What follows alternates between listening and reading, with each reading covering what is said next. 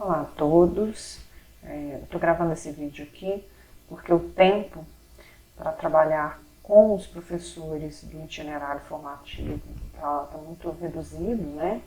E aí, para poupar tempo e CCH individual de todos nós, né? Eu vou passar as orientações aqui através do vídeo, para ficar mais fácil mesmo. E aí cada um assiste no seu momento que estiver disponível, ok? Aqui a proposta é trabalhar com os princípios para a elaboração de um planejamento. São princípios básicos, mas serve também para os professores que estiverem começando agora, que ainda tiverem algumas dúvidas sobre o que é esse planejamento, né, como ele é exigido e por que ele é exigido, sobretudo isso. Por que o planejamento é exigido, por que ele é tão importante no trabalho do professor. Tá?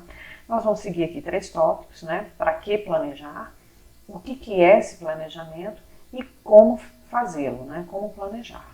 Vamos começar pensando no planejamento como um caminho, um mapa no qual nós traçamos as nossas metas e os nossos objetivos de onde queremos chegar. Então nós temos um ponto de partida e um ponto de chegada.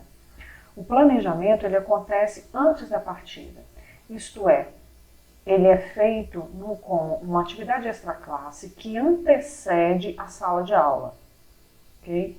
Então, ele é sempre antes, né? Ele vai anteceder o trabalho, exatamente para que quando entremos na sala de aula, nós já tenhamos uma ideia de até onde iremos e por que iremos lá e como chegaremos lá. Né? Então, ele não é simplesmente um caminho, mas ele é um mapa planejado, previsto, imaginado antes da própria viagem, né? Antes da própria trilha que nós pretendemos traçar com os nossos alunos. Né? A importância desse planejamento se deve, primeiro, à questão do controle. Há um maior controle na medida em que o professor, diante de um obstáculo, de algum imprevisto, ele ciente de onde ele quer chegar, ele pode traçar novas rotas. Né? Então, se ele planeja uma aula e aquela aula não está saindo como ele pensava, ciente de onde ele quer chegar, ele pode recalcular essa rota, tentar outros meios. Né? No momento em que acontece alguma coisa, ele vai ter que interromper as aulas dele, por exemplo, com uma licença, ele também tem um controle de poder interromper em determinado momento sem que isso fique perdido, solto para os alunos.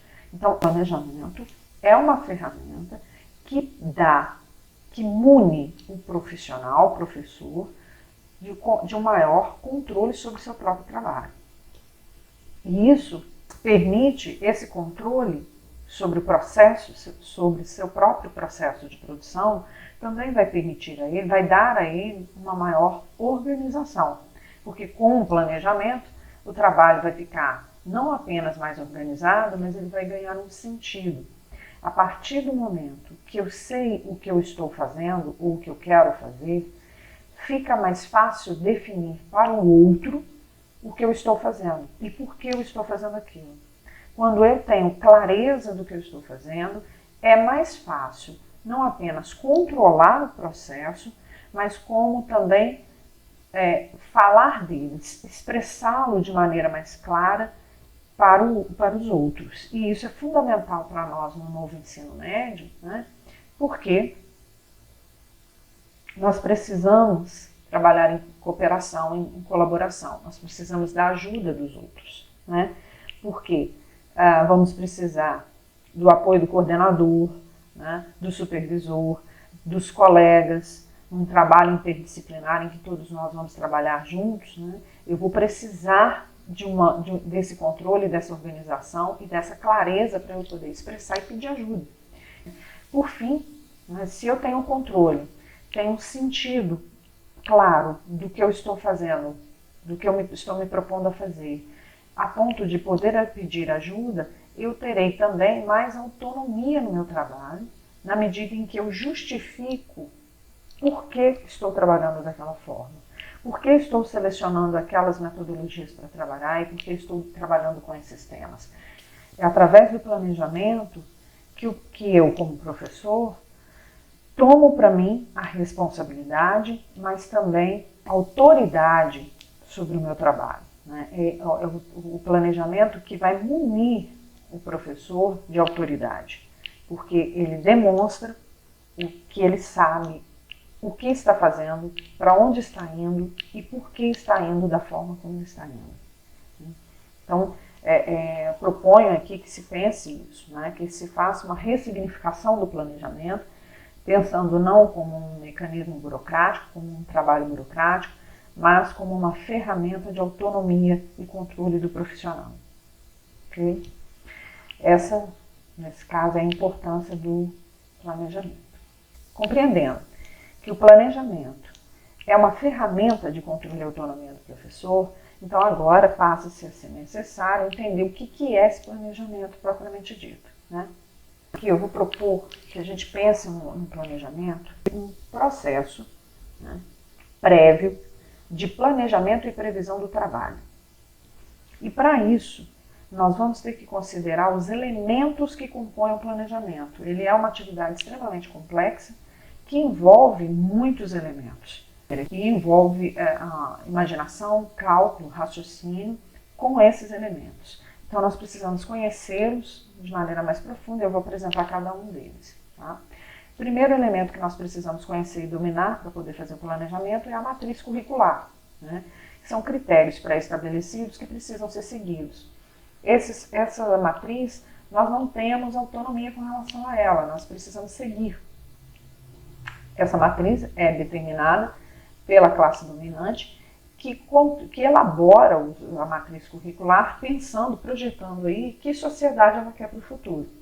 Há um maior ou menor envolvimento de outras classes, né, dependendo do processo, se ele for mais ou menos democrático. À medida em que a matriz curricular envolve na sua elaboração profissionais, alunos, profissionais da escola, né, professores, gestores, alunos, intelectuais, além da classe política, a matriz curricular tende a ficar mais enriquecida, mais democrática e mais próxima da realidade. Né? Mas aí é toda uma questão política que não cabe aqui a gente discutir, embora isso seja uma discussão necessária da classe. Outro elemento importante, e esse é o mais próximo de nós, é a turma, ou as turmas, porque nós não trabalhamos apenas com uma. Né? Nós precisamos considerar a realidade das turmas com as quais nós vamos trabalhar. Né? Precisamos conhecer as suas condições cognitivas, porque o meio em que ela vive e a forma como ela vive, os recursos que essa comunidade utiliza para viver, vai influenciar diretamente na forma como ela aprende. E isso, então, tem que ser considerado no momento do planejamento do nosso trabalho, se queremos realmente, de fato, atingir um objetivo. O terceiro elemento com o qual nós precisamos lidar durante o planejamento é o tempo. Né? O tempo, na verdade, é o grande critério do mundo do trabalho.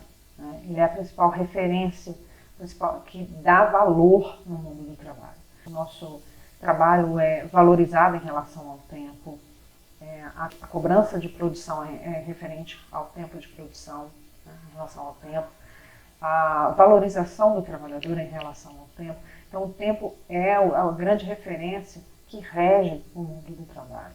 E no nosso caso, o tempo escolar é um tempo muito específico. Né? Nós temos o nosso próprio tempo, porque nós temos um calendário que não tem, por exemplo, 365 dias como calendário comum. Né? Nosso calendário é de 200 dias letivos, mais aí de 5 a 10 dias escolares. Então, nós temos um calendário que não é o calendário comum.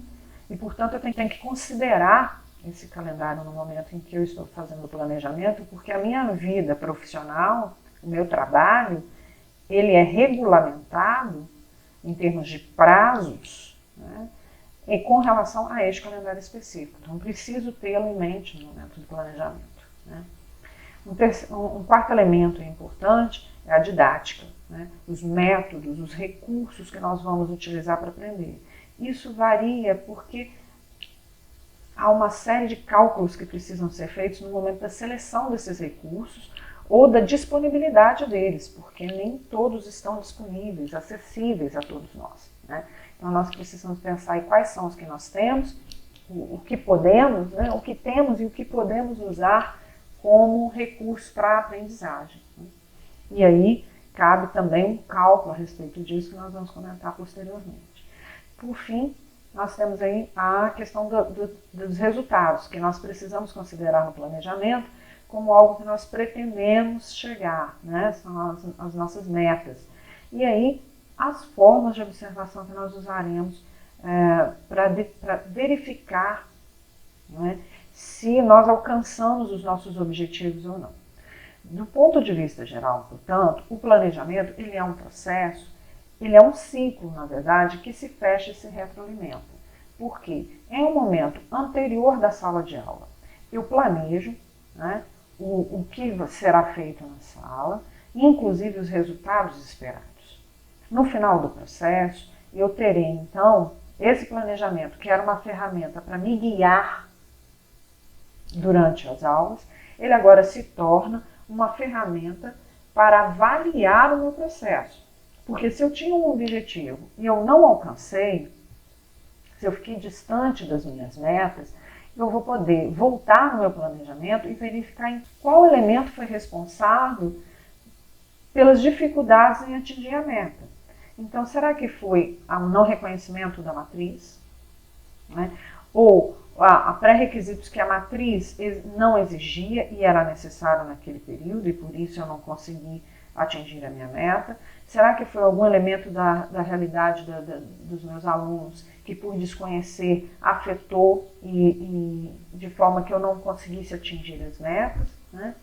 Será que foi falta de tempo? Será que eu selecionei uma metodologia que não foi adequada, uma metodologia que não estava, que não funcionou para aquela turma, para aquela realidade? O que será, né, que impediu isso? Então, é nesse sentido que o planejamento, mais uma vez, se reforça como ferramenta, porque ela me dá controle sobre o meu trabalho, porque eu me torno autônoma, a autoridade do meu próprio trabalho, porque eu posso controlá-lo. Vamos estudar agora, aos pouquinhos, cada um desses elementos para entender melhor como que todos eles aparecem dentro do planejamento, né, e como eles estão interrelacionados nessa complexa atividade de pensar, de planejar e de prever, né, o trabalho da sala de aula. O primeiro ponto, né, o primeiro elemento importante aqui a se considerar é a matriz curricular. Essa matriz curricular, para Minas Gerais, para nós, né, ela vai ser composta da BNCC, que traz para nós as 10 competências gerais e as habilidades diárias das áreas do conhecimento, o currículo de referência de Minas Gerais, que traz para nós o plano de curso, e o projeto político-pedagógico, que é feito na escola, pela comunidade escolar, no qual nós nos baseamos, né, nos apoiamos para construir nossos planos de aula, propriamente dito. Né? Então, o planejamento como um todo, ele vai ser composto do diálogo de todos esses documentos que interagem entre si e que eu vou executar. Então, eu preciso ter em mente aqui que a matriz curricular me posiciona, enquanto professora, como uma executora de um projeto, de um programa. Né? Eu executo esse trabalho e, portanto, eu preciso saber muito bem que trabalho é esse que estão exigindo de mim. O que é que eu tenho que executar? É isso que está na matriz curricular, né, e que me é exigida como a minha tarefa. Né? Então, vamos começar a entender um pouco melhor a questão da base curricular e o que ela nos exige enquanto professor. Né? A base traz para a gente, primeiro, as competências gerais da educação básica. Essas competências gerais, elas são universais, então elas perpassam todas as disciplinas, todos os conteúdos e todas as áreas do conhecimento, em todas as etapas. Ensino infantil, ensino fundamental e ensino médio. Tá? E também o ensino profissional técnico, né, de nível médio. Além das competências gerais, a BNCC também prevê as habilidades, né, comuns às a todas as competências, as 4 competências do conhecimento que nós adotamos para a educação básica, ok? E a grande novidade, né, é que além das habilidades das áreas, há também as habilidades dos itinerários formativos, né, que possuem habilidades próprias e também precisam estar inseridas no planejamento do ensino médio, sobretudo no planejamento dos itinerários formativos, eletivas e projeto de vida. Okay? A BNCC passa, então, a ser organizada, né? Ela traz para nós uma organização para o nosso trabalho, na medida em que ela apresenta que existem 10 competências gerais que todo mundo precisa desenvolver com os alunos em sala de aula. E que competências são essas? Né? Nós precisamos desenvolver aí, todos nós, de qualquer disciplina, ok? Nós precisamos desenvolver conhecimento, pensamento crítico e criativo, repertório cultural, comunicação, cultura digital, trabalho e projeto de vida, argumentação, autoconhecimento e autocuidado, empatia e cooperação, responsabilidade e cidadania. Isso significa que todos nós, professores de matemática, de língua portuguesa, de educação física, de artes, de física, química, todos nós estamos ensinando todos esses conteúdos para os nossos alunos para que ele saiba, para que ele tenha repertório cultural, para que ele saiba se comunicar, para que ele tenha um projeto de vida, para que ele saiba ter autocuidado e autoconhecimento, para que ele tenha responsabilidade e cidadania. Okay? Esses são os objetivos gerais da nossa atuação como professor. Quais são as responsabilidades, né, pedagógicas do professor a partir da BNCC? É desenvolver essas competências gerais que o mundo está esperando que nossos alunos tenham daqui a 3, 4 anos, quando se tornarem trabalhadores e cidadãos responsáveis com direitos e deveres. Além dessas 10 competências, né, para a cidadania, o mundo do trabalho e a vida pessoal, né, nós precisamos desenvolver as habilidades por áreas de conhecimento e as habilidades relacionadas aos itinerários formativos. Essas são voltadas mais para essa questão do conhecimento, do pensamento científico, né? E aí nós vamos ver que existem as habilidades por áreas de conhecimento, são as habilidades de linguagens, matemáticas, ciências humanas e exatas, né? E todos os componentes curriculares que compõem cada uma dessas áreas, né? E os eixos estruturantes. Esses eixos estruturantes são especificamente dos itinerários formativos. Esses eixos são 4 e dizem respeito aos meios de atuação profissional que os nossos alunos trabalharão posteriormente quando saírem, quando se formarem, né? Então, o conhecimento científico e artístico e filosófico que nós damos a eles, que nós desenvolvemos com eles durante todo o ensino básico, servirá para trabalhar, né, realizar investigação científica, intervenção social, práticas criativas e empreendedorismo. Então, esses eixos estruturantes, eles possuem habilidades próprias. E além das habilidades próprias, né, habilidades também relacionadas às áreas de conhecimento. Então, dentro de investigação científica, tem as competências gerais de investigação científica, mas também tem as habilidades relacionadas à investigação científica em linguagens, investigação científica em matemática, em ciências humanas, em ciências da natureza. Eu errei ali, não é ciências exatas, né? Ciências da natureza, desculpa. A mesma coisa para os demais eixos. Por quê? Apesar das habilidades do conhecimento serem do currículo básico comum e os eixos estruturantes serem dos itinerários formativos, eles dialogam, eles são interdisciplinares, né? Eles estão o tempo todo se complementando, né? E aí a gente tem a estrutura da BNCC, é uma estrutura extremamente dinâmica, em que as habilidades todas estão o tempo todo provocando o diálogo entre as áreas, não só entre as áreas afins, né, entre as disciplinas afins, por exemplo, artes, linguagem e educação física, língua portuguesa e educação física, que pertencem à área das linguagens, mas também as outras áreas, dialogar a língua portuguesa com biologia, com química, com física, enfim. Áreas, não só áreas afins, mas todas elas. E todas essas áreas com o projeto de vida, com a cultura, com outras práticas sociais, para além do campo científico.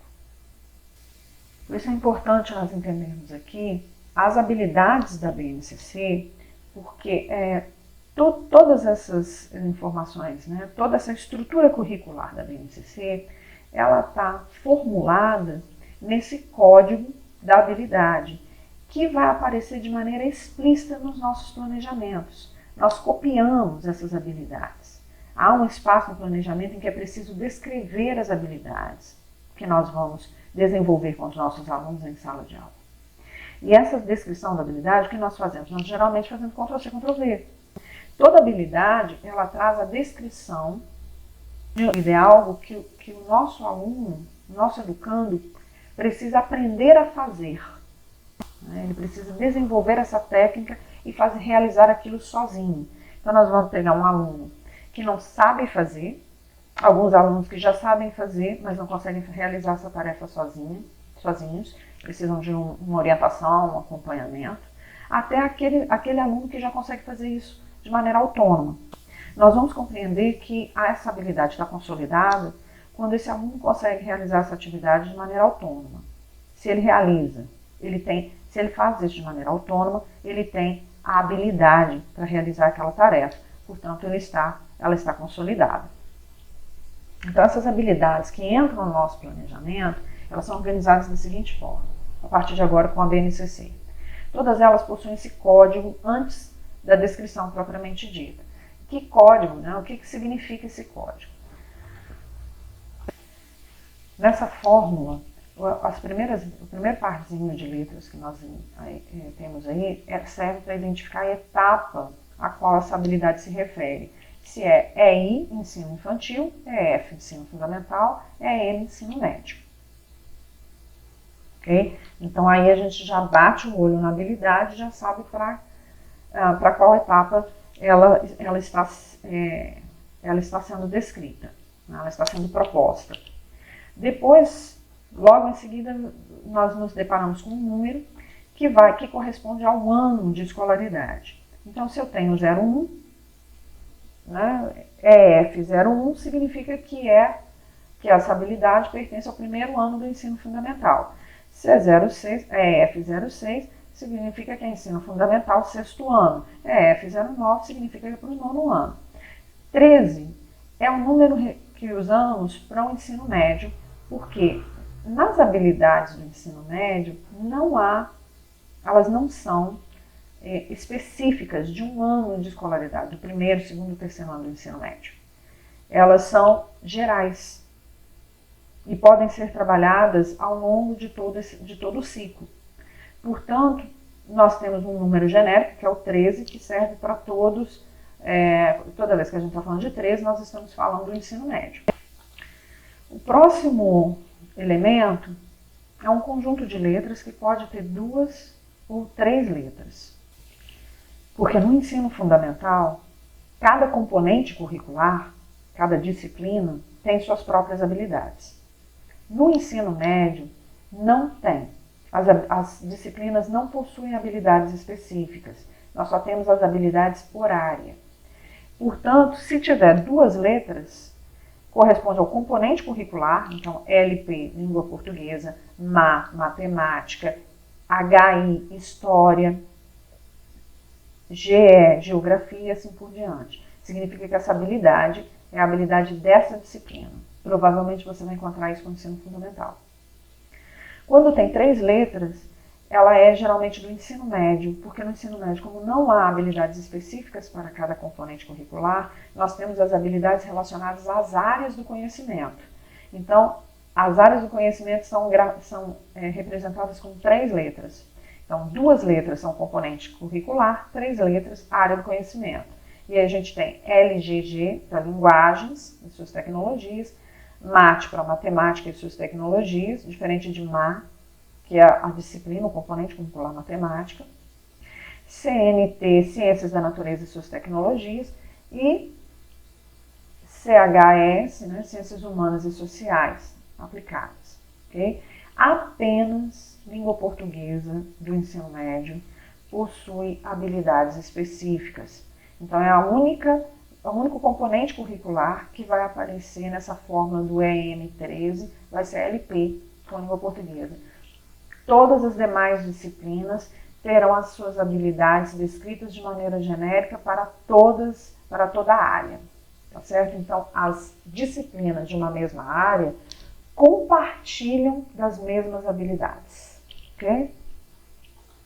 Nós vamos entrar nessa depois. E, por fim, nós temos aqui um número.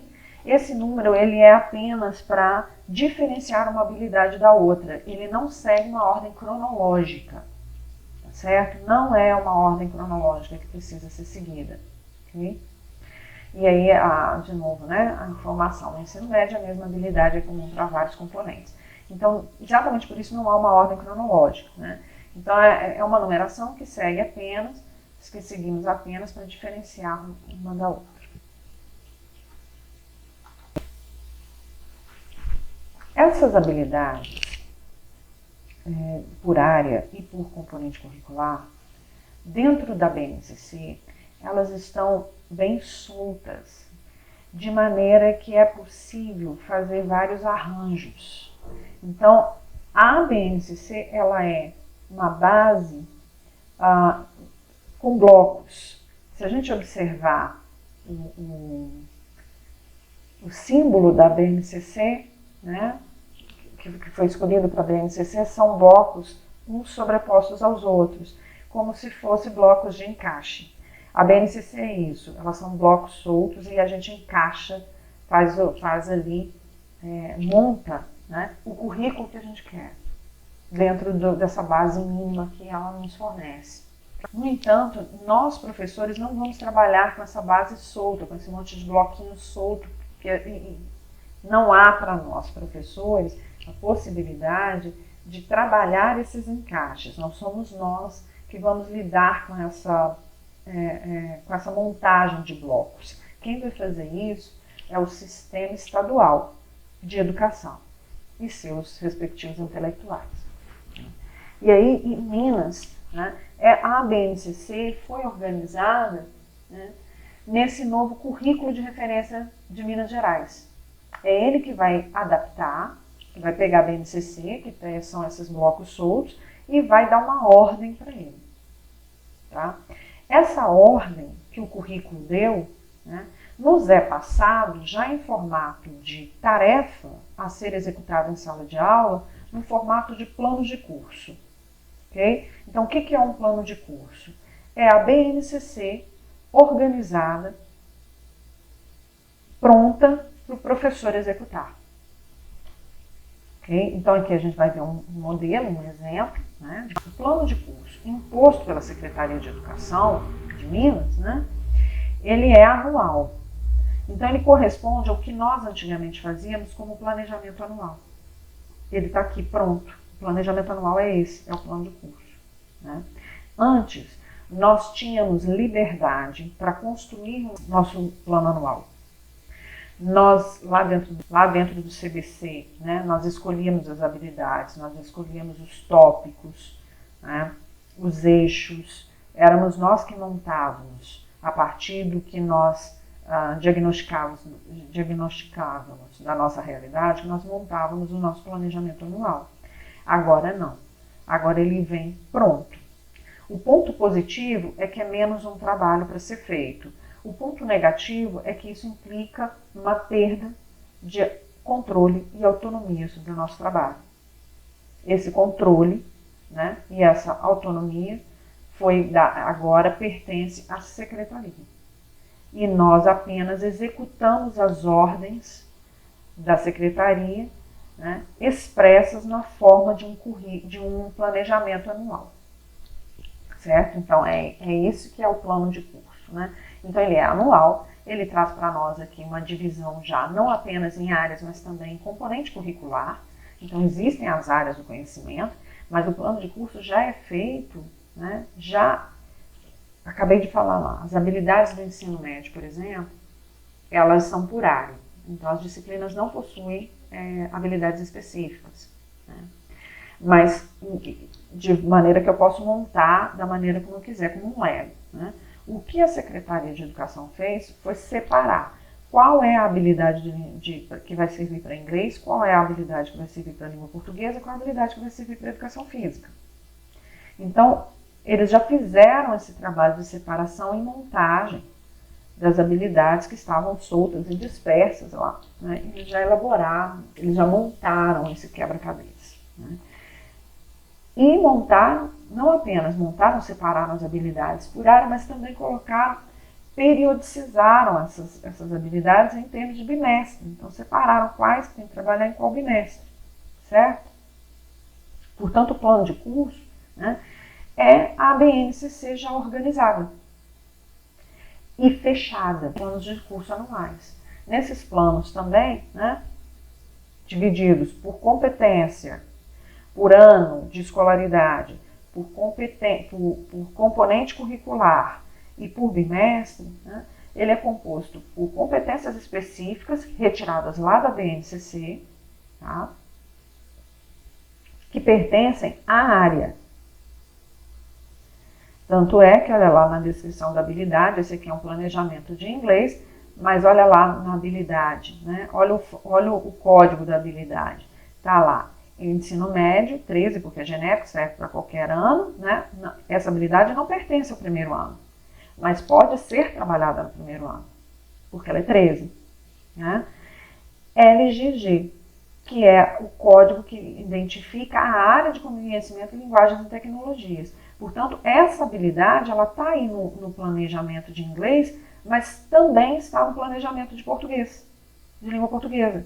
E também pode ser encontrada no planejamento de artes e talvez no de educação física, porque essa habilidade é de toda a área e não só dessa disciplina, não só desse componente curricular. Okay? Além disso, também traz descrito, definido e delimitado, né, os objetos de conhecimento que nós vamos ter que trabalhar com os alunos. Lá também na BNCC, isso não está claro, isso era solto, era construído à medida em que era feito a montagem. Aqui não, aqui já está todo pronto e organizado para ser trabalhado em etapas por bimestre. Né? Então, o que é o plano de curso imposto pela Secretaria de Educação de Minas? É a BNCC organizada por componente curricular, ano e bimestre, com habilidades, com competências, habilidades e objetos já selecionados, né? Já selecionados e organizados. Okay? Então, ao trabalhar com um plano de curso, nós estamos trabalhando com a BNCC. Só que ao invés de trabalhar com uma BNCC solta, né, ela já vem toda organizada, estruturada para ser executada. Agora nós vamos passar ao terceiro elemento, que é o projeto político-pedagógico. Esse documento, diferente da Base Nacional Curricular Comum e do plano de cursos da Secretaria Estadual, ele é produzido pela escola, na escola e pela comunidade escolar. Então, enquanto a base e o currículo de referência, né, os planos de curso, eles trazem objetivos gerais e universais para o professor, porque as habilidades descritas na base nacional, elas precisam ser desenvolvidas em todo o território nacional. Em qualquer lugar do país, as habilidades a serem desenvolvidas serão as mesmas. Da mesma forma, o plano de curso, ele uniformiza, né, o ensino de Minas. Então, em toda Minas Gerais, a formação vai ser a mesma. Nós vamos desenvolver as mesmas habilidades, as mesmas competências em cada ano, em cada época, de maneira que fica mais uniforme. Já no projeto político-pedagógico, como ele é construído na escola e pela comunidade escolar, né, os objetivos expressos nele são objetivos específicos e locais. Portanto, é preciso pensar que o projeto político-pedagógico não é um documento burocrático que, geralmente, como é que nós geralmente encaramos o projeto político-pedagógico? Como uma burocracia que nós temos que perder tempo fazendo. Muitas vezes não perdemos esse tempo porque delegamos isso à supervisão, à orientação e à direção. E depois de feito, isso fica na gaveta até que a secretaria exija que a gente refaça, né, atualize o projeto. E ele não é colocado em prática, ele não é pensado, ele não é refletido e muito menos executado. A ideia aqui é que a gente pense no projeto político-pedagógico também como uma ferramenta. Assim como o planejamento é uma ferramenta de controle e autonomia do professor, o projeto político-pedagógico é uma ferramenta de controle e autonomia da comunidade sobre a própria formação dos seus futuros cidadãos. Então, se a escola não tem permissão para escolher quais as habilidades ela quer desenvolver com seus alunos, se a escola não tem permissão para organizar seus bimestres, as habilidades por ano, nem por ano, por etapa, nem por bimestre, a escola ainda tem poder para decidir sobre os objetivos específicos e locais, sobre para onde ela quer ir e o que ela pode fazer em relação à comunidade. Isso aqui é o projeto político-pedagógico, né? Então, nós vamos ver aqui, que a gente chama de PPP, né? Então, o que nós vemos? O documento, né, nós precisamos encarar o projeto político-pedagógico como uma ferramenta necessária na medida em que ela nos dá autonomia. E o que é o meu planejamento de professora? É unir os objetivos gerais e universais da BNCC organizados no plano de curso do Estado e adaptá-los para a realidade local da minha escola por meio do projeto político-pedagógico. Então, o que eu tenho que fazer é pegar as habilidades que são gerais e universais e adaptá-las para as condições específicas e locais. Esse é o meu trabalho de professora durante o planejamento. Isso aqui é o planejar. E a partir daí eu preciso ter em mente o que está no projeto político-pedagógico. Então, ele não é um documento que fica na gaveta. Ele precisa ser visitado constantemente. E não apenas visitado. Ele precisa ser executado por professores, pelos ATBs, pelos ASBs, pelas EBs, pelo diretor, pelos vice-diretores, por todo mundo. Mas no caso do professor, ele vai ser executado na medida em que eu utilizo ele como critério de adaptação da matriz curricular, certo? Para as condições específicas da minha região, da minha comunidade. Né? Por quê? O que tem no PPP? O PPP é um documento, né? Aí são as etapas, né? As partes de um projeto político-pedagógico. A gente vai fazer a identificação da escola, a história dela. Então, existe uma cultura, a escola não está solta, pairando no espaço, ela ocupa um tempo, né? ela tem um tempo, ela tem uma história. Né? E esse é o primeiro passo do projeto político-pedagógico. Qual é a história dessa escola para a comunidade? Né? Qual é o papel dela ali naquela região, naquela localidade? Né? Qual é o impacto dela? A missão dessa escola, qual é a missão dela? Né? Nós não temos só essas missões genéricas dadas a nós, imputadas a nós pelo Estado, pelo governo federal. A escola, ela tem um papel dentro daquela comunidade.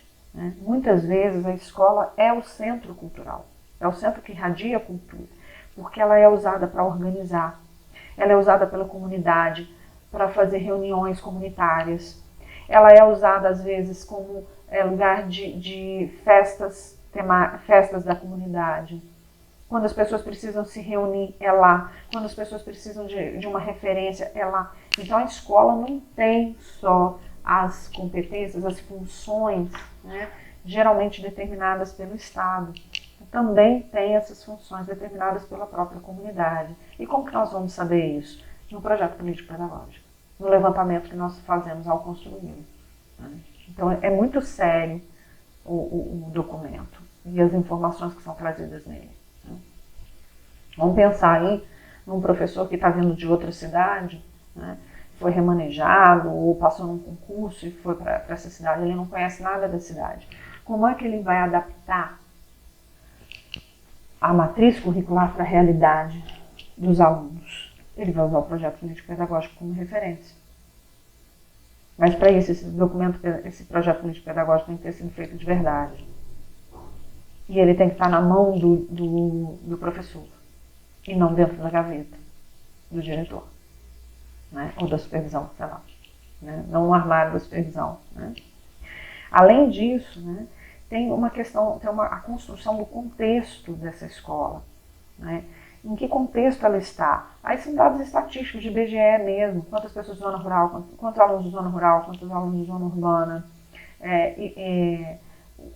a renda per capita dessa comunidade, se é uma comunidade com índice de violência, se é uma comunidade afetada por barragens, tudo isso entra nessa questão do contexto. Então, quando eu preciso de referências, que comunidade é essa que eu estou atendendo, é aqui que eu vou achar. Né? Com esse trabalho árduo de dados, de elaborar a partir de dados estatísticos, dados quantitativos e qualitativos, que eu tenho que organizar em formato de projeto político-pedagógico. Né? Tenho que trazer os indicativos sobre aprendizado, eu vou ter que lidar, né? Eu tenho que colocar aqui no PPT, eu tenho que fazer um retrato dessa escola do ponto de vista dos indicadores da educação. Né? Então, como é que ela está, por exemplo, no CIMAV? Né? Como é que a minha escola está em relação à CRE? Como é que ela está em relação a toda Minas Gerais? Através do IDEB, né? Como é que ela está em relação ao país todo? Certo? Então, eu tenho aqui um retrato da realidade da comunidade, eu tenho um retrato dos índices de educação da minha escola, né? De produtividade da minha escola, tudo isso num documento só. Também um retrato em termos de estrutura física e recursos. Então, vamos supor, o que a escola tem como recurso? Ela tem biblioteca? Ela tem laboratório de informática? Ela tem laboratório de ciências? Ela tem quadra? Isso são recursos que precisam estar contidos no projeto político-pedagógico, porque então são recursos que eu posso usar. Vamos supor uma escola que não tinha um laboratório de informática, mas esse ano conseguiu construir um e está lá já em ponto de bala para funcionar. Esse projeto político-pedagógico da escola precisa ser reformulado. Por quê? Precisa entrar nos recursos esse novo recurso que ela adquiriu. Por isso que o projeto político-pedagógico ele é dinâmico, ele tem que ser refeito constantemente, porque a escola muda.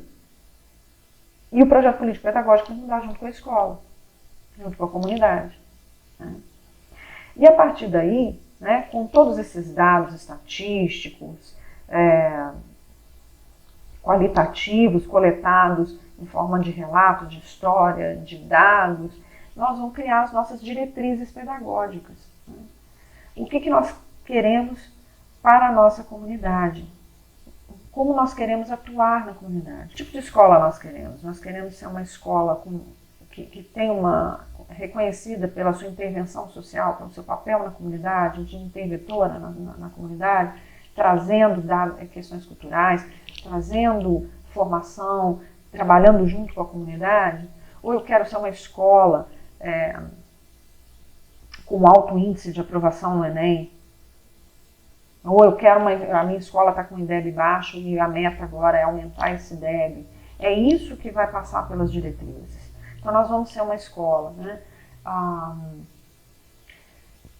semelhante a um cursinho, com muitos simulados e aulas de reforço voltadas para o Enem, ou eu vou ser uma escola mais comunitária, com muitos projetos, acolhendo pais, acolhendo a comunidade.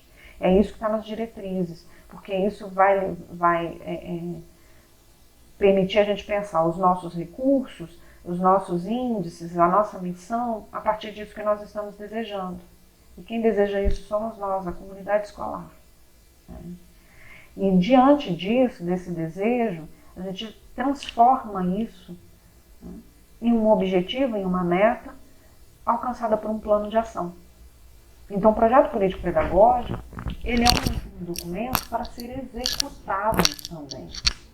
E ele aparece, nós temos um plano de ação, atingir tantos por cento do IDEB em tanto tempo, né? Fazer com que, aumentar 10% do nosso IDEB, fazer com que 50% dos alunos saibam usar uma escova de dente com eficiência. Isso são planos, são metas. E a partir do momento em que essas metas são alcançadas, novas metas precisam ser desenhadas. Então a gente precisa reelaborar esse projeto político-pedagógico. Então ele é um documento dinâmico e que tem que fazer parte, né, do dia a dia do professor. Ele não pode ficar na gaveta. E como que ele faz parte do dia a dia do professor? A partir do momento em que ele é um dos critérios, é uma das matrizes usadas para o planejamento do trabalho do professor. Ele também vai ser usado por outras áreas, mas aqui eu estou me concentrando no do professor, que é para quem eu estou falando, né?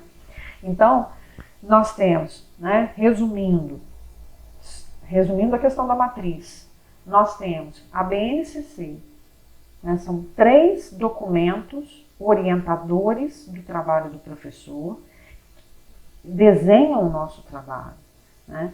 Que é a BNCC, que vai descrever o que e como vai ser ensinado, pelo professor. O currículo de referência de Minas, que vai delimitar, vai restringir o que e como vai ser ensinado pelo professor. E o projeto político-pedagógico, que vai adaptar os objetivos gerais à realidade escolar. A partir daí, eu tenho a matriz, a plataforma para trabalhar. Em cima disso, é isso que eu tenho que executar no meu dia a dia, na sala de aula com os meus alunos, né? O que está descrito na BNCC, o que está delimitado no plano de curso e o que está previsto no projeto político-pedagógico para acontecer na nossa escola. E só na nossa escola. Essa vai ser a nossa identidade. Esse vai ser o nosso projeto específico. A partir daí, né, que nós vamos trabalhar. Voltando, então, àquele infográfico inicial, né, sobre o que é o planejamento, nós vimos aqui o que é a matriz, que é um elemento importantíssimo do planejamento, como nós vimos, porque é ele que determina o que nós temos que fazer. Mas não basta isso. Nós precisamos também conhecer a realidade da nossa turma, que a gente já viu, está lá descrito no projeto político-pedagógico, mas que não é o suficiente, né? Então nós vamos dar uma olhadinha agora nessa realidade. Quando nós pensamos em realidade da turma, nós temos a tendência a pensar nessa experiência imediata que nós temos com os alunos em sala de aula. Então eu conheço a realidade porque eu sou professora lá, eu vou 4 vezes nessa turma, né? Eu vou 2 vezes, eu não conheço tanto a realidade porque eu vou lá só 2 vezes, 1 vez por semana. Não é assim que a gente desenha, né? Não é assim que a gente cria uma ideia do que seja a turma, do que seja a realidade dela, né? Mas aqui, quando eu estou falando de realidade de turma, eu estou pressupondo desse questionamento. O que nós precisamos? Quando eu consigo responder essa pergunta, é porque eu tenho uma noção da realidade da turma. E quando eu digo nós, esse nós é reflexivo, né? Não é um pronome reflexivo, mas aqui ele se torna reflexivo porque essa pergunta deve ser pensada tanto como sendo feita pelos alunos, como sendo feita pelos professores. Conhecer a realidade da turma é reconhecer o que os alunos precisam para aprender. E que, portanto, se torna uma necessidade nossa que nós temos que atender. E que, portanto, se é uma necessidade que eu tenho que atender, ela tem que estar prevista no meu planejamento de aula. Porque senão minha aula não vai fluir, não vai funcionar. As minhas metodologias não vão funcionar, né? Então aqui, eu preciso saber qual é a condição socioeconômica dessa turma, e isso já está lá previsto, já está lá descrito no projeto político-pedagógico, então eu preciso conhecê-lo, né? Eu preciso fazer um diagnóstico das habilidades consolidadas e não consolidadas dessa turma. E aí como é que eu faço isso? Com atividades, podem ser testes, podem ser atividades oralizadas, podem ser atividades práticas, mas que eu consiga observar o que esse aluno conseguiu consolidar nas etapas anteriores e o que ele ainda não conseguiu consolidar. É importante aqui não fazer confusão com as avaliações diagnósticas feitas pelo Estado, que hoje nós chamamos de avaliação diagnóstica no início do ano e avaliação trimestral durante o processo. Por que a gente não pode confundir? A avaliação diagnóstica de ensino e aprendizagem é aquela que está focada em saber as competências não adquiridas e por que elas não foram adquiridas. Então, nós estamos focados, né, na avaliação diagnóstica no produto final do processo escolar. Esse garoto ficou um ano na escola e aprendeu o quê? Ele ficou um ano na escola e não aprendeu o quê? Então, nós estamos focados no produto do trabalho do meu colega do ano anterior. A avaliação diagnóstica do Estado não está focada nisso. Não está focada no produto do trabalho. Está focada no processo do trabalho. Tanto é que ela acompanha a etapa inicial, o meio do ano, né, o fim do segundo bimestre, o fim do terceiro bimestre e o quarto bimestre. Então, ela constrói, através da avaliação, ela tem uma noção do controle do processo de produção. E no processo de produção, quem é que está sendo observado não é o aluno, é o professor e o sistema de ensino. Então, ali, a avaliação diagnóstica do Estado, ela é uma avaliação, né, para o processo de produção. O engenheiro de produção sabe muito bem isso, porque eu preciso acompanhar, né, é uma avaliação do processo para medir não a qualidade do produto, mas a eficiência da produção, do sistema produtivo.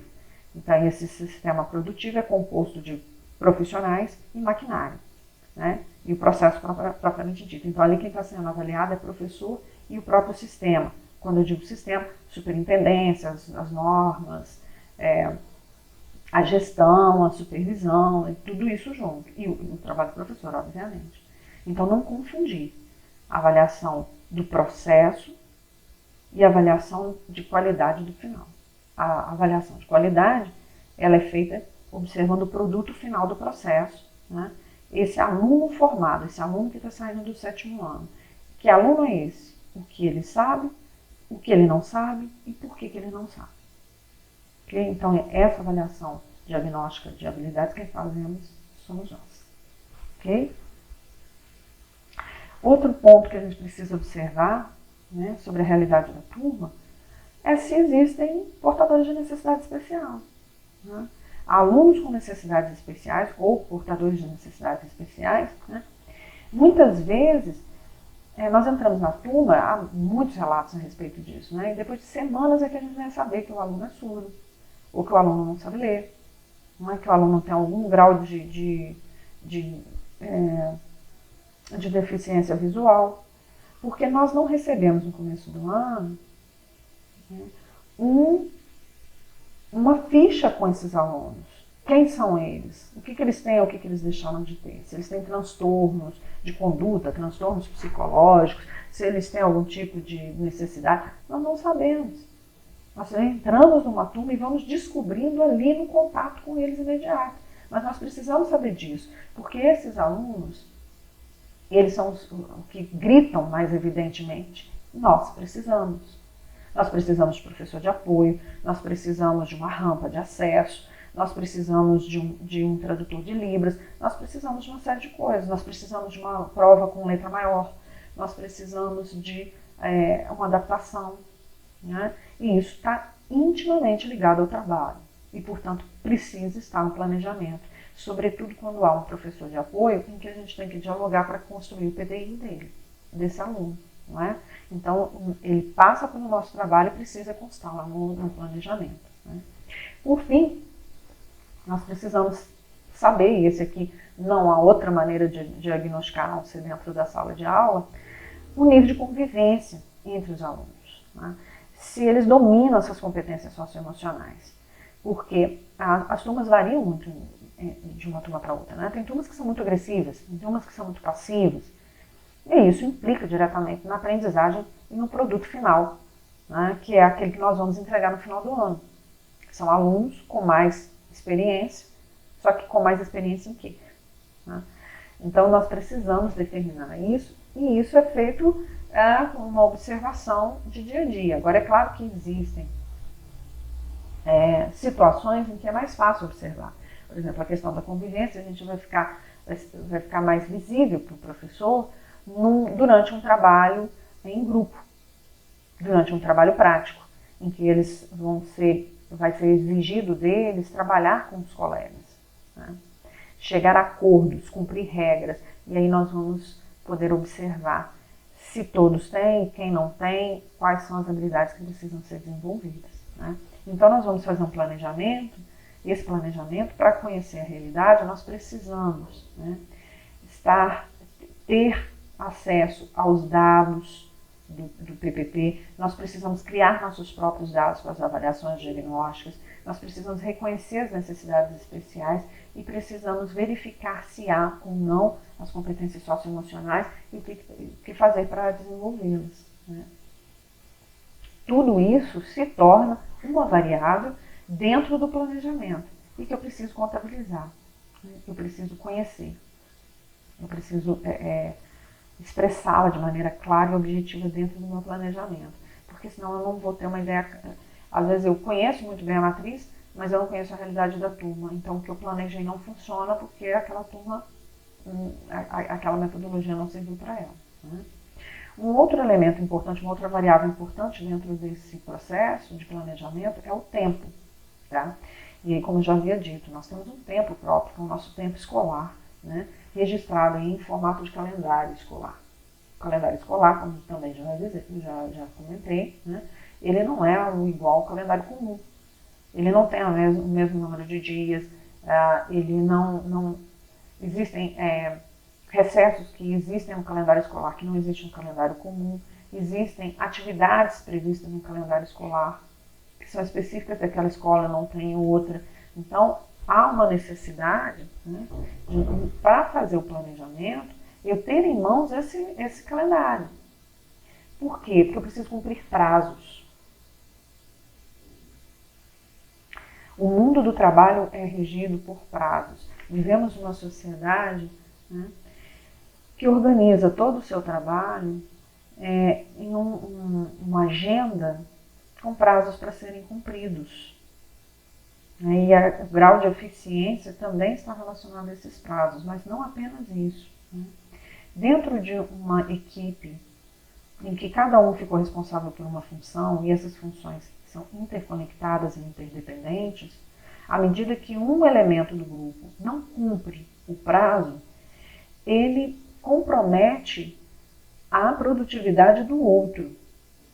Então ele vai emperrando o trabalho e, no final das contas, toda a equipe deixou de produzir. E a equipe inteira vai sofrer as consequências disso, será punido em função dessa não produtividade, dessa baixa produtividade. Então o prazo, manter prazos, não é apenas uma exigência burocrática, mas uma exigência do trabalho, porque é um trabalho coletivo, em que um depende do outro. Então, cumprir prazos é muito importante para o bom funcionamento da escola. A partir do momento em que algumas pessoas dentro da equipe não entregam seu trabalho em dia, vai haver cobranças. E essas cobranças começam a afetar psicologicamente os outros, né? Porque uma cobrança excessiva gera ansiedade. Pessoas ansiosas começam a se desorganizar e perder o controle do seu próprio trabalho, gerando mais atrasos e mais cobranças e mais ansiedade. Então o ambiente de trabalho vai ficando insuportável, o ambiente de trabalho vai ficando insalubre. Então é imprescindível. Por isso é tão importante o cumprimento de prazos.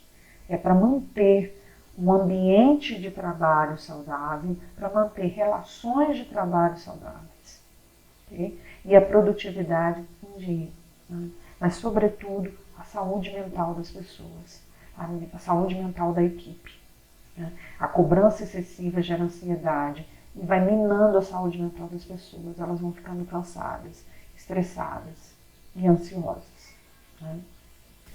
Como é que eu vou incorporar, então, o calendário escolar no meu planejamento, né?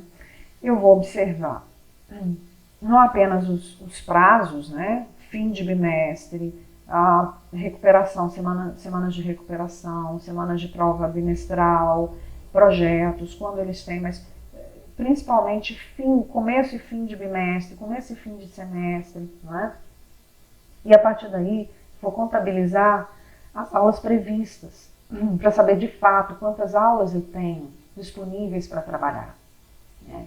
Quantos projetos eu tenho naquele bimestre que eu vou participar, ou eu vou produzir, né? Quantos testes, eu tenho que eliminar os dias de teste do meu planejamento, porque não são, eu não posso contabilizá-los, não posso contar com esses dias como aula, né? Tem feriados, tem os recessos junto com os feriados, que eu achei que eu teria aula, mas não terei. Então, o número de aulas previstas não é correspondente ao número de dias que existe no calendário. Portanto, o que acontece, né, é que quando eu tomo o calendário como referência na hora de fazer o planejamento, eu vou perceber, por exemplo, eu tenho uma aula por dia, então eu tenho 5 aulas por semana. Então eu estou tranquila, eu tenho 5 aulas para dar essa matéria. Mas aí se eu olhar no calendário, eu vou ver que tem uma prova agendada para quinta-feira. E tem um projeto, a culminância de um projeto na sexta-feira. Portanto, eu não tenho essa aula na sexta-feira. E nem tenho essa aula na quinta. Portanto, eu não tenho 5 aulas na semana, eu só tenho 3. E aí? Aquela disciplina, aquela atividade que eu tinha planejado, vai poder ser realizada dentro desse prazo? Ela vai caber no prazo de 3 dias? Nós nunca temos a quantidade de aula que achamos que temos, em função dessas outras atividades, de feriados e etc.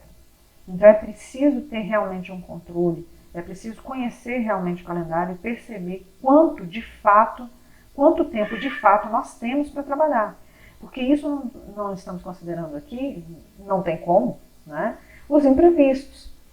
Você, sei lá, aconteceu alguma coisa, você ter que pegar uma licença médica, algum problema de indisciplina sério que não permita você dar aula naquele dia, uma chuva que acontece e os alunos não vêm. Isso são imprevistos. Então você já tem um número reduzido de aulas e ainda há os imprevistos. Portanto, se a gente não tiver ali um documento que nos oriente de fato, quando esses imprevistos vão acontecendo, nós vamos perder o controle, porque eu já não sei mais, eu não tenho mais as aulas que eu pensei que tinha. E aí, é muito comum assustar no final do bimestre, a gente se assusta e viu que não distribuiu todas as notas que precisavam distribuir, não deu todos os testes que tinha pensado que ia dar, não deu todo o conteúdo que pensava que ia dar. E aí? Para tudo no meio, sai correndo e vai inventando um monte de coisa para suprir, vai sendo feito tudo no improviso. Por que de repente? Não é de repente. O calendário é feito no início do ano. Não tem nada de repente, já estava previsto para acabar ali. O que aconteceu? O que aconteceu é que eu não contei. Eu achei que eu tinha tantas aulas e não tinha. E por que eu não tenho? Eu achei que tinha e não tinha. Porque aconteceu um monte de coisa pelo meio do caminho. Muitos são previstos, muitos são imprevistos, mas muitos são previstos. Já estão previstos no calendário. Eu é que não levei em consideração. Então é preciso levar seriamente o calendário. É preciso tê-lo em mãos. É preciso ter uma cópia dele e acompanhá-lo de perto, né, para fazer o planejamento. Né. E finalmente aí eu vou trabalhar a questão da didática dos resultados juntos, tá? Porque a didática, os métodos e o método de aula e a avaliação, ela é um cálculo que pressupõe os outros 3 elementos anteriores como variáveis. Né? Então, na verdade, eu não escolho a metodologia que eu vou trabalhar com a minha sala apenas por uma questão de gosto. Eu gosto de fazer isso em sala de aula, eu não gosto de fazer isso. Né? Eu acho isso legal, eu não acho isso legal. Na verdade, a escolha da metodologia não é tão subjetiva assim. Né? Na verdade, a metodologia ela é escolhida a partir de um cálculo com as variáveis que nós temos. Então, o cálculo, né, a fórmula para calcular qual a metodologia mais adequada é pensar em qual a melhor forma de desenvolver a habilidade X, que está lá prevista no plano de curso, nessa turma Y, que tem aquela realidade que eu vi lá no diagnóstico, no prazo Z, que eu vi lá no calendário. É com base nessas 3 variáveis que então eu vou ver, bom, eu preciso desenvolver essa habilidade, mas eu só tenho esse tempo, eu só tenho esse número de aulas e essa turma com essas dificuldades, com esses empecilhos. E aí? Diante deste quadro, qual é a metodologia mais viável? Aula expositiva? Seminário? Então, veja bem, às vezes eu preciso trabalhar, em literatura acontece muito isso, né? Eu tenho muitos temas, eu tenho muitos autores para trabalhar, eu tenho muitas teorias para trabalhar. Não vai dar tempo, eu não tenho tempo disponível para trabalhar todas elas. Então, ao invés de dar uma aula expositiva sobre cada uma delas, que vai me custar várias aulas, talvez seja mais interessante adotar a metodologia do seminário, porque aí cada grupo fica com um tema específico, cada um apresenta uns para os outros, e eu consigo passar, né, desenvolver com eles esses conhecimentos dentro desse prazo. É um cálculo racional que eu faço. Né? As metodologias são escolhidas com base nesse cálculo racional. E aí, obviamente, dependendo da metodologia que eu adoto, a avaliação também vai variar. Porque se eu faço uma lista de exercícios se eu adoto lista de exercícios como metodologia, a minha avaliação vai ser o resultado dessas listas. Se elas foram feitas ou não feitas, se elas estão satisfatórias, se os resultados são satisfatórios ou não satisfatórios. Mas se eu faço um seminário, a minha avaliação é outra. Eu vou avaliar o desenvolvimento, a postura, né, e a oralidade dos meus alunos no momento da apresentação, a escrita, se eu pedir uma parte escrita, a pesquisa feita, o nível de conteúdo, né, a profundidade da pesquisa, enfim, são outros critérios de avaliação.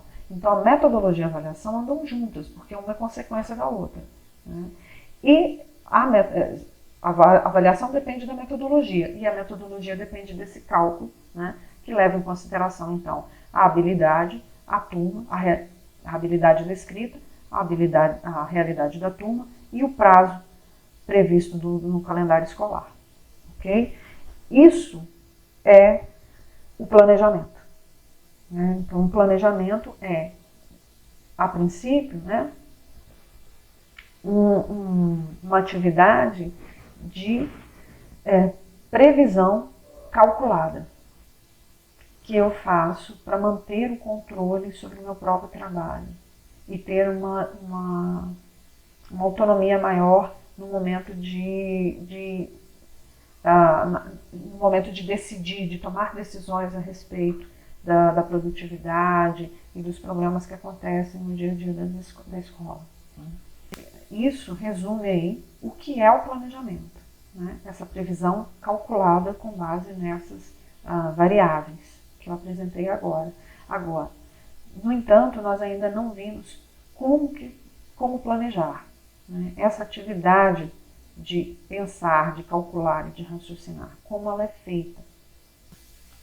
O planejamento, portanto, ele é uma atividade extra-classe que antecede a sala de aula, né, que antecede o momento da aula, e que para fazer de maneira individual o planejamento do meu componente curricular, para os anos que eu vou lecionar, né, eu preciso estar munida ali naquele momento do inventário das metodologias, dos diagnósticos da turma e da comunidade, as matrizes curriculares, o PPP da escola e o calendário do ano, o calendário escolar. Né? Eu preciso de todos esses materiais para poder realizar um planejamento individual.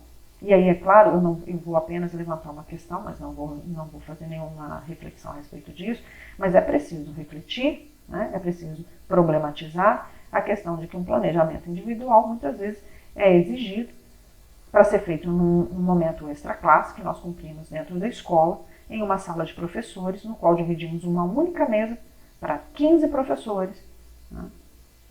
Uma sala com professores entrando e saindo, conversando sobre diversos temas, trocando materiais o tempo todo, dividindo sala, dividindo computador, dividindo mesa. É muito difícil. Okay? Voltando então, né, ficando aí o questionamento, o que nós temos? O produto final. Né? Ao elaborar um planejamento individual, o produto final vai ser semelhante a uma agenda, na qual nós teremos a data, as datas previstas, e aí essas datas. O nosso trabalho é organizado por prazos, por tempo. Então eu preciso de uma medida de tempo aqui para representar as atividades, as etapas das atividades. Elas podem ser em dias, em semanas, em períodos, mas é necessário uma expressão aqui de medida de tempo, certo?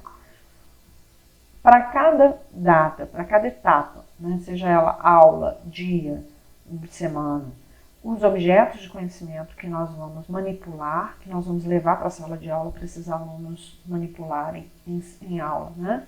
Quais são eles, né? Quais os tópicos que serão desenvolvidos ali, quais os métodos eu vou utilizar para desenvolver esses tópicos, esses objetos, os materiais que eu vou utilizar, e aqui é muito importante isso, porque dependendo do material que eu vou utilizar, eu preciso preparar previamente. Então, quando eu faço o planejamento, eu já tenho uma previsão de que no dia tal eu tenho que chegar mais cedo para organizar a sala em que eu vou usar, em que eu vou fazer atividade prática, um uso de laboratório. Né? Eu preciso chegar mais cedo para testar, se for um data show, eu preciso chegar mais cedo para testar, para ver se meu arquivo vai passar naquele data show, se a caixa de som está passando, se vai ter extensão, porque eu preciso montar todo o equipamento dentro de sala. Então, a partir do material que eu utilizo, eu preciso de um tempo para montar tudo isso. Então, é bom que no planejamento já esteja previsto, para eu ter uma ideia e poder me organizar com antemão. Né?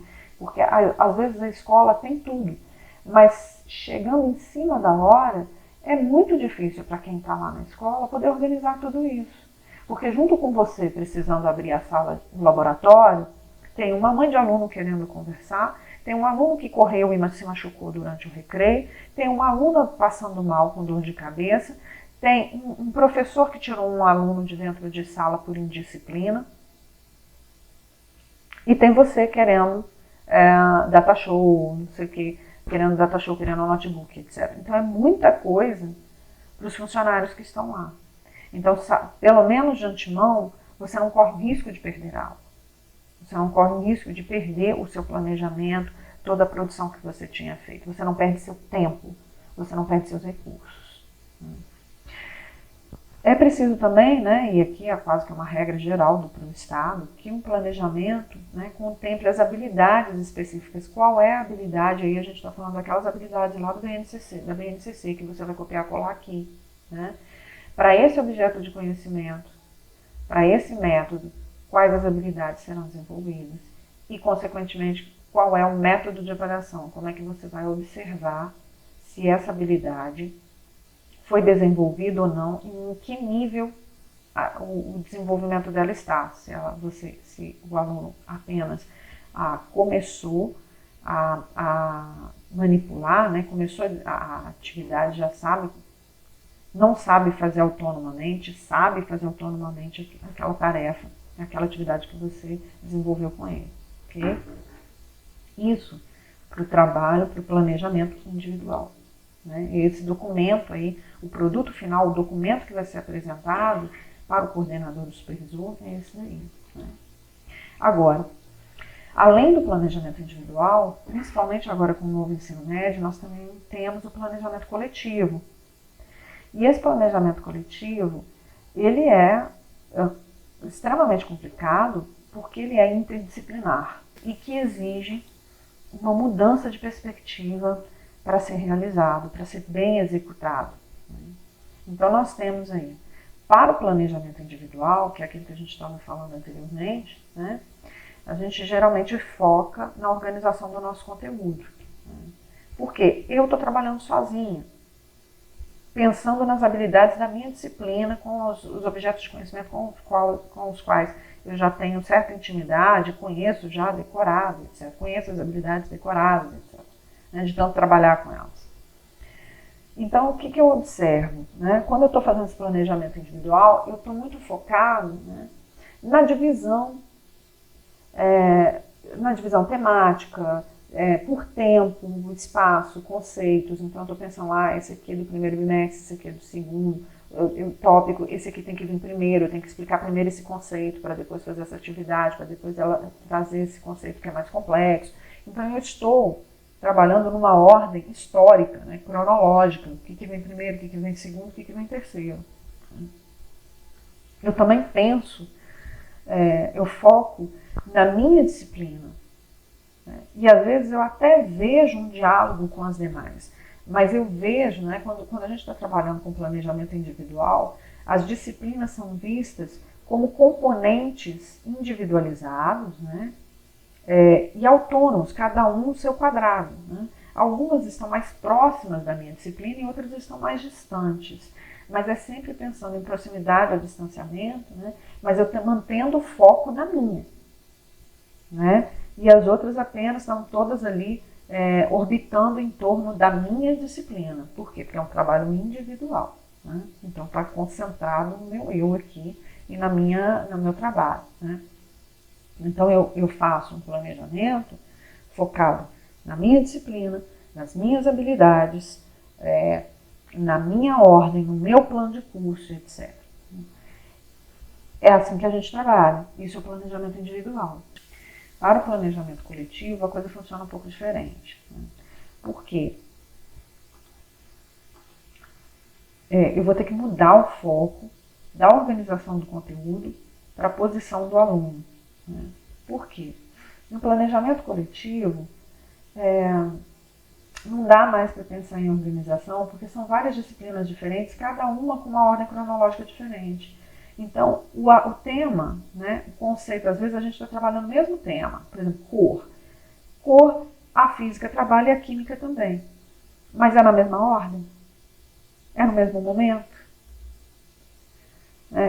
Utiliza-se os mesmos conceitos? Às vezes não. E aí?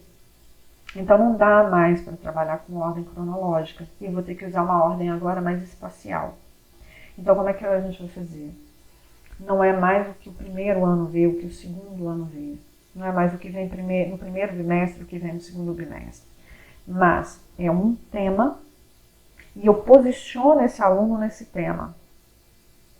Então é o tema que é o centro. E não mais o eu, a minha matéria, a minha organização, a minha tarefa. Não é mais isso. É o tema. Então, a partir desse tema, vamos supor, né, poluição sonora.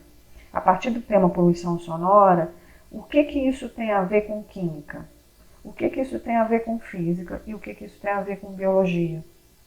O que isso tem a ver com língua portuguesa? Então, eu vou procurar as interseções, onde é que a minha disciplina intersecciona com a disciplina do outro. Certo? Então, nesse momento, e aí a BNCC já fez isso para nós. Porque o fato da gente ter a mesma habilidade para todas as disciplinas dentro da área, significa que toda vez que eu estou trabalhando com aquela habilidade, eu estou tendo um cruzamento. Eu estou tendo uma interseção ali. Então, se o coordenador tiver em mãos todos os planejamentos individuais, o coordenador tem como achar as interseções e criar os projetos interdisciplinares e achar uma conexão para estabelecer um projeto. Mas para isso ele precisa ter esse projeto, o planejamento em mãos, porque não tem como ele ver isso. São várias disciplinas e ele não domina todas essas disciplinas. Então, as habilidades, o fato das habilidades do ensino médio estarem interconectadas, né, serem compartilhadas, é elas que vão criar essas relações interdisciplinares que permite a gente falar um projeto interdisciplinar, né, um projeto coletivo. Okay? Da mesma forma, né, num projeto coletivo, essas disciplinas que são componentes isolados, próximos ou distantes uns aos outros, mas isolados, eles acabam se tornando um complemento do outro. Então, eles vão criando, assim, o aluno, a partir do posicionamento do aluno no tema, né, ele vai vendo, olha, a geografia complementa o que a sociologia disse. A história complementa a geografia, ou vice-versa, né? Aqui, a história precisa, né, é complementada pela geografia, a geografia é complementada pela sociologia. Quando eu consigo achar as interações, né, as interseções entre as disciplinas, eu consigo desenhar uma trilha e fazer esse aluno passear de uma disciplina para outra. E aí eu consigo o projeto interdisciplinar propriamente dito, tal como previsto nos itinerários formativos. Então, o que os livros de projetos, né, esses livros didáticos novos que vieram por área, por exemplo, eles fazem exatamente isso. Eles vão trabalhar por temas. Nesses temas, eles vão achar onde as disciplinas se interseccionam e vão traçar um caminho para professor e aluno seguirem o caminho entre as disciplinas, né? Então aqui no planejamento coletivo, né, o trabalho entre os professores é como se fosse uma corrida de bastão. Eu corro um pouco e entrego o bastão para o próximo professor. Esse professor corre mais um pouco e entrega o bastão para o outro. E isso é as atividades complementares. Essa é a mudança, né? Agora, isso significa que nós vamos abandonar o foco na organização do conteúdo? Não. Eu vou trabalhar com a perspectiva cronológica do conteúdo quando eu estiver fazendo o planejamento individual. Eu vou trabalhar com a perspectiva espacial, né, das intersecções e da complementariedade quando eu estiver fazendo planejamento coletivo. E são duas técnicas diferentes para dois objetivos diferentes, para dois produtos diferentes. Tá? Então a gente não está eliminando um nem outro. Né? A gente agora eu vou trabalhar com esse, não, a gente tem que trabalhar com os dois. Tá? Não tem muito mais opção. Okay? Então, como é que esse planejamento coletivo vai acontecer? De fato, né? Como é que nós vamos executá-lo dentro da escola? No primeiro momento, nós temos ali uma proposta transdisciplinar.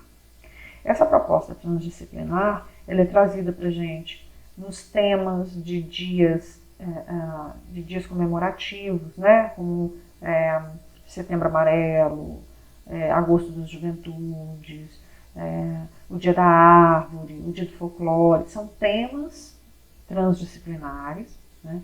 Pode ser também um livro didático por áreas que já traz, né, os projetos temáticos e que, portanto, ali a gente tem o tema como centro, né, e os itinerários como um todo, os itinerários formativos que só trabalham em torno de temas e não de objetos propriamente ditos, né. E aí o que eu tenho? Eu tenho, então, uma proposta transdisciplinar, né, que é trabalhar um determinado tema. E aí todos nós vamos sentar e vamos estudar esse tema. Nós vamos conversar e tentar achar ali, né, qual é a responsabilidade de cada um sobre aquele tema. Dentro da minha disciplina, o que existe de trabalho para fazer? E aí é muito importante, porque nesse momento da proposta transdisciplinar, tem que ocorrer isso, a responsabilidade. Não é eu vou ajudar o fulano no projeto dele, não é ajudar, é participar. E participar implica em assumir uma tarefa dentro desse projeto. Qual é a sua tarefa? Qual é a tarefa do fulano?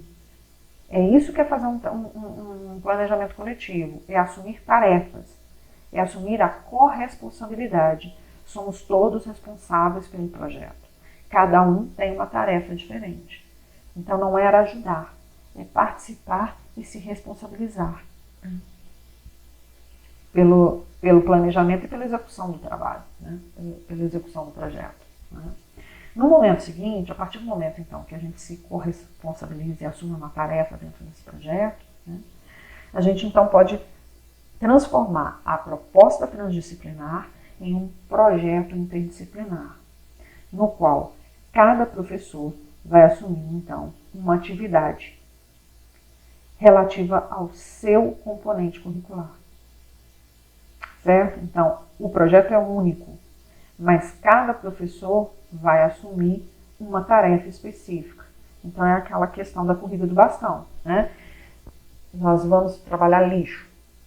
E o projeto interdisciplinar vai partir de uma visita ao aterro sanitário da cidade e em seguida nós vamos construir uma maquete sobre isso e pensar em modelos de reciclagem desse lixo. Então, cada professor vai ficar por conta de uma etapa desse projeto.